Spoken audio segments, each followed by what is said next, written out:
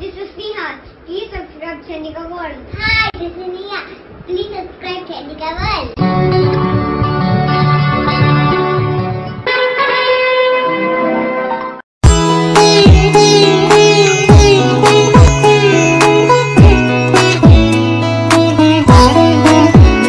The universe is functioning with its own and unique algorithm. ఈ విశ్వం స్వయం నిర్మితమైన అద్వితీయమైన నియమాలకు లోబడి పనిచేస్తుంది. ఈ విశ్వములో ఉన్న కోట్లాది విషయాలు ఏవీ తర్కానికి అందవు. అయినా మనిషి తన సహజ కుతూహలం కొద్దీ, తానేదో కనుగొనాలనే తాపత్రయం కొద్దీ తరతరాల నుండి నిరంతర ప్రయత్నం చేస్తూనే ఉన్నాడు. ఆ ప్రయత్నాలలో భాగంగానే తాను సాధించాను అని చెప్పుకుంటున్న సమస్తము ఈ విశ్వం ఇచ్చిన కానుకలే.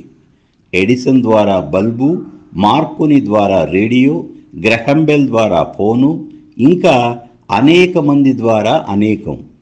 ఆ విధంగానే పరాశరుని ద్వారా జ్యోతిష్యం. అంతే.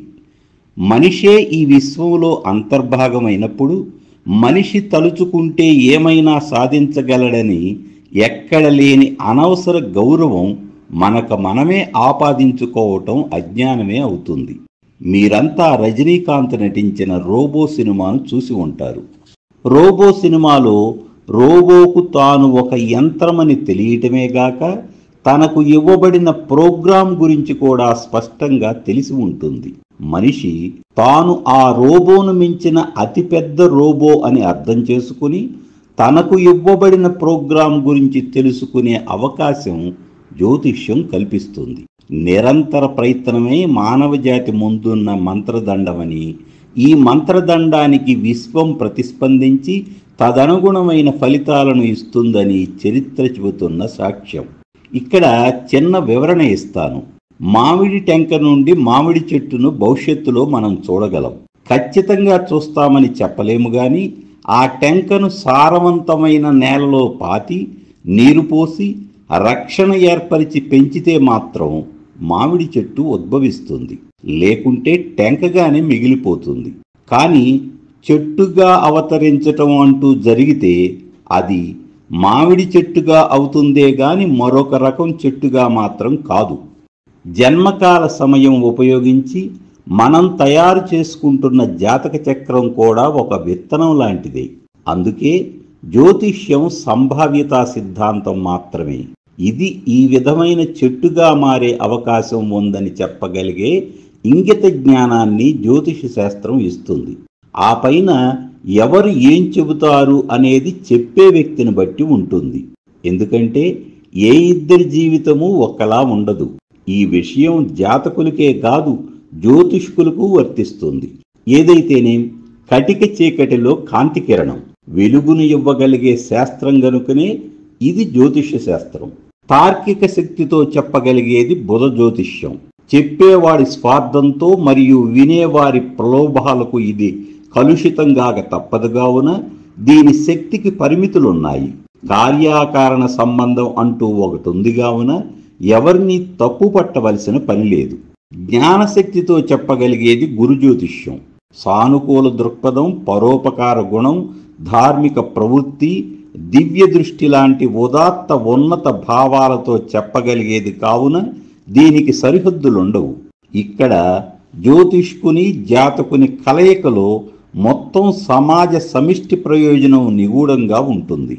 సృజనాత్మకత, మృదు స్వభావం, ఆకర్షణలతో జనహృదయాలను సమ్మోహనపరిచి వారి సమస్యలను తనవిగా భావించగల పరకాయ ప్రవేశ సారూప్యత కలిగినదే శుక్ర జ్యోతిష్యం. ఇది జాతకులకు తక్షణ ఉపశమనం కలిగించి స్వాంతనపరుస్తుంది. ఊహాశక్తితో సూక్ష్మలోకాలను సందర్శించి ఖగోళ రహస్యాలను అర్థం చేసుకుని నలుగురికి పంచగలిగేది చంద్ర జ్యోతిష్యం. ఇక్కడ జాతకుల జ్ఞానార్తి కొంతవరకైనా తీరుతుంది.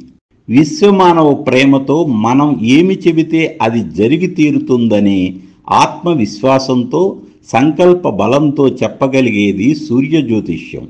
సూర్యశక్తిలో స్వయం ప్రకాశకత్వంతో పాటు ఇతరులను ప్రభావితం చేయగలిగే శక్తి సహజం. కావున జాతకులు ఆత్మవిశ్వాసాన్ని పెంపొందించుకోగలుగుతారు. చిలికేది చిలకబడేది రెండూ తానై రాహుకేతువుల చీకటి శక్తులను అనుభూతి చెంది నిరంతర సాధనతో అంధుడు అద్భుతాలు సాధించినట్లుగా చీకటిలో కూడా చూడగలిగి తానే చీకటిగా మారి స్వార్థం, అత్యాశ, కామ, క్రోధ, లోభ, మోహ, మద మాత్సర్యాలకు లొంగకుండా ప్రతిక్షణం వాటితో పోరాడుతూ అలసిపోయినప్పుడు కొన్నిసార్లు మాయకు లోబడుతూ నిరంతర సాధనతో గురువిచ్చిన జ్ఞానంతో మాయను ఛేదించుతూ చెప్పగలిగేది రాహుకేతు జ్యోతిష్యం. ఇది జాతకులను జ్ఞానాన్వేషణ దిశగా ప్రేరేపిస్తుంది. కుజశనులు రెండూ ప్రతికూలతనిచ్చే పాపగ్రహాలు అయినప్పటికీ ఒకరు శక్తికి మరొకరు సంయమనానికి కారకులు.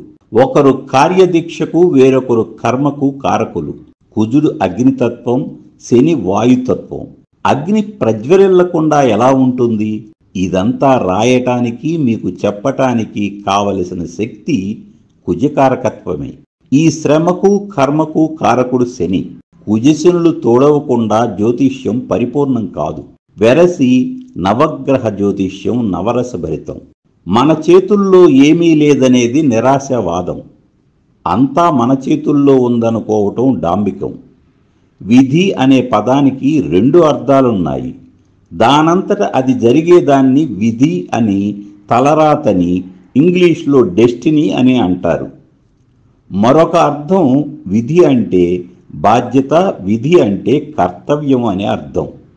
నిరంతర ప్రయత్నం మానవ జాతికి కోరికలు తీర్చే మంత్రదండమని విశ్వం ప్రతిస్పందించి తదనుగుణమైన ఫలితాలను ఇస్తుందని వీడియో ప్రారంభంలోనే మనం చెప్పుకున్నాం.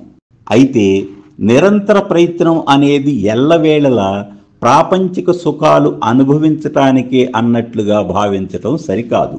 జ్యోతిష శాస్త్రం ధర్మ కర్మాధిపతుల కలయిక గురించి ఎంతో ఘనంగా చెబుతుంది. అంటే మనం చేసే కర్మలు ధర్మానికి లోబడి ఉండాలనేది శాశ్వత నిబంధన. ధర్మం తప్పితే ఎవరైనా శాపానికి గురవుతారు. ఇది ప్రకృతి చట్టం. శాపాలు అనేవి దేవతలు దెయ్యాలు ఇచ్చేవి కావు. మభ్యపెట్టడం, మాట తప్పటం ఇవి రెండు మహాపాపాలు. చేసిన పాపాలే శాపాలుగా పరిణమిస్తాయి. గీత బాగుంటే రాత బాగుంటుందని జనపదంలో ప్రాచుర్యంలో ఉన్న సామెత. ఇక్కడ గీత అంటే నడవడిక అనే అర్థం. నడవడిక, జాతకం అనేవి పరస్పరాశ్రయాలు. తలరాత అని తలలు పట్టుకుని విచారించవలసిన సంఘటనలు జీవితాలలో జరగకూడదనుకుంటే నడవడిక మారితీరాలి. అప్పుడు తలరాతను మార్చటంలో ఈ విశ్వం ఖచ్చితంగా సహకరిస్తుందని నా పరిశోధన అనుభవ సారాంశం. త్వరలో నాకు 68 నిండబోతున్న సందర్భంగా చేసినదే ఈ వీడియో. మీ అందరికీ శుభాకాంక్షలు తెలియజేస్తూ సెలవు తీసుకుంటున్నాను.